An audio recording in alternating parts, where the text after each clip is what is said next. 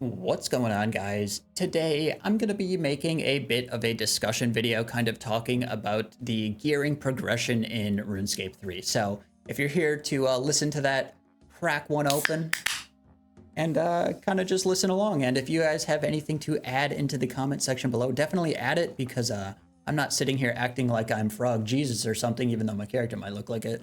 So yeah, definitely leave whatever you want in the comment section below if you agree or disagree or whatever. But yeah, let's get right into this. So the topic of this video is kind of going to be the awkward state of the gearing progression in RuneScape 3. And I got inspired about this idea when I saw an old school video that was basically the same thing. I'll put a little screenshot of it up on screen here. But yeah, it kind of got me thinking about how RuneScape 3's gearing progression is. And the more I thought about it, the more I just don't really think it's in a very good place. And there are a couple of big reasons for this. At the center of it, I do honestly believe is necromancy. I think necromancy put the game into such an awkward state that personally, I don't even know how you fix it. Like, if I could be constructive about it, I would, but I don't even know what you do at this point. I've seen the developers talk about it. I don't think they know what to do either. And I don't really think any of the suggestions that they've thrown around are even good. Like, it's a weird state. And so let's get right into it here. So when necromancy came out into the game, it made the gearing progression ridiculously easy, which is good in some regard. We'll get into that here, but it's also bad in a lot of other ways too.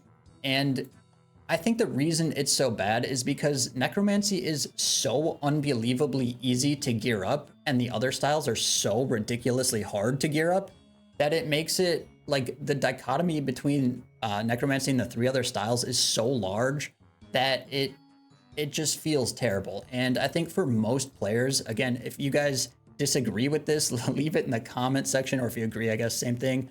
But I don't really see why anybody would ever choose any other style other than necromancy because it's so easy to gear. It's not even so much because it's easier to use, although I'm sure that's a big part of it. But it's just simply that it's so much easier to gear up with necromancy, get your best in slot and all that stuff compared to the other styles that there's no reason to ever do anything else. Like, even if you have the money, even if you have all the skills on your Iron Man to go do all these bosses and stuff, it doesn't make any sense to do anything other than get best in slot necromancy and then work on the other things as like a side quest or something. And I don't really think that's good for the game to basically have one combat style dominate so heavily that the other ones are just like there, I guess, especially when the other three styles are like the main styles of the game, like that definitely feels very awkward. So, let's get into what I think makes necromancy so easy to gear and kind of where a lot of these problems stem from. So first off, necromancy has extremely easy access to tier 90 weapons, and the necromancy tier 90 weapons are way more powerful than the other styles tier 90 weapons. Drygores do nothing, ascension crossbows do nothing, and like the Nox staff does nothing. The only exception I can think of for a tier 90 weapon being powerful is maybe a Nox bow, or I guess maybe the Nox scythe for like AoEing, but that's irrelevant. But yeah, maybe the Nox bow with the like Bic arrows or something like that is actually fairly decent. But other than that, no other tier 90 weapon comes even close to what necromancy is able to accomplish with just the tier 90s. And also, the tier 90 necromancy gear is just way easier to get. It's cheaper, easier to get from like obtaining it on an Iron Man type perspective. It's just really easy to get necromancy. You basically get your tier 90s, get your Zuck cape, and you're ready for the end game. Whereas the other styles are not like that. So yeah, that's definitely a big issue. And then when we get to the absolute end game stuff, all you have to do for necromancy is Raziel. You do Raziel, you get your tier 95 weapons and armor, and you're good to go. And again, the other styles are just not like that. It's very difficult to get best in slot gear for all three of the other combat styles. For melee, I mean, you have to do Zamorak, you have to do Archglacior, you have to do Zuck, you have to do ED2, you have to do a lot of archaeology probably. Like you have to do a ton of stuff for that style. For range, same thing. You have to do a ton of Zamorak. You have to do Vorkath. You have to do Nex. Like you have to do Raksha. You have to do all of these things to be getting best in slot for range. Same thing with magic. You got to be doing Carapac. You got to be doing Sanctum. You got to be doing, I guess, Sliske armor and unlocking the Bando's armor, which is pretty sad.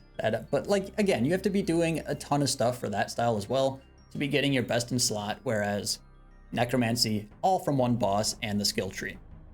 So yeah, I think that has definitely caused a lot of issues with the gearing progression in RuneScape 3. And again, I would offer some ways to fix this if I knew how you could do this without like ruining the game. But I don't really know what you do at this point. Seems pretty difficult. I've seen the developers kind of toying with the idea of like automatically unlocking things like Jericho, but then what happens to Raksha, you know? Like, is it only gonna drop the boots? Because that would be bad. So yeah, I don't really know. There doesn't really seem to be a lot of easy or good solutions to this problem, and it'll probably never be solved realistically, but I'm just kind of talking about it here, so that's what I'm gonna do. And that's not to say everything is bad about the gearing progression in RuneScape 3. I think there are some really good things that Necromancy has added, honestly. First off is going to be the little skill tree thing you get at the Well of Souls. I really like this. I like being able to see all of the upgrades in one place, in one menu, so you could like look at it and be like, oh, I want to get the, you know, extended skeleton timer next. Oh, I want to unlock the ghost next. Like, you can see pretty much everything you have to unlock in one page. It's all in one place. And I think if the other styles had something like this, it could probably go a long way. Like if it had like a little skill tree menu that showed like weapons, like here's the different weapons you get. You click on the weapon and it's like, you get this from Virago, you get this from the Sanctum.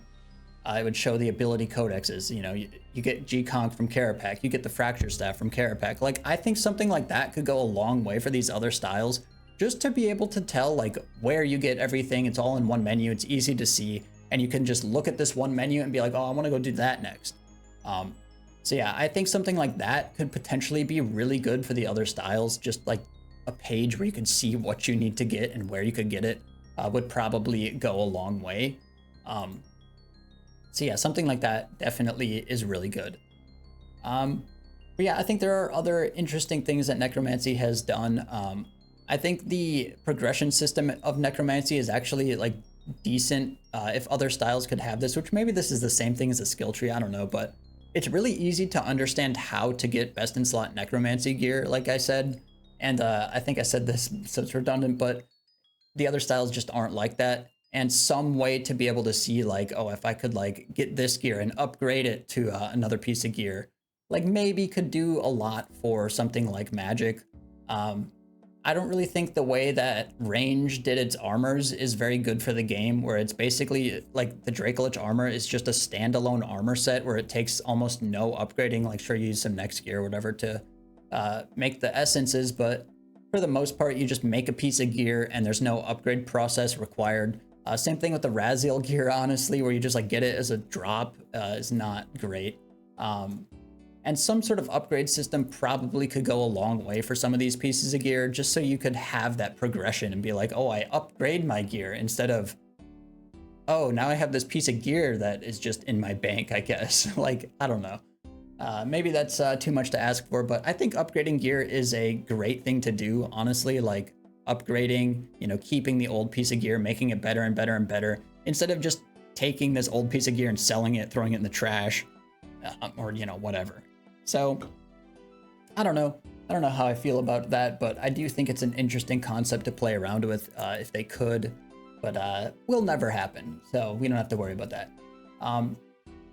So some other things that I think make gearing really awkward in RS3 is before Necromancy came out, a lot of the gear was really difficult to get, right? The Bow of the Last Guardian is incredibly difficult to get, right? You have to do a ton of Zamorak kills, mostly at probably 500 plus in rage. Carapac, same thing. You have to be doing a lot of Carapac kills to get the Fractured Staff. You got to be doing a fair amount of Zuk kills to be getting the sword.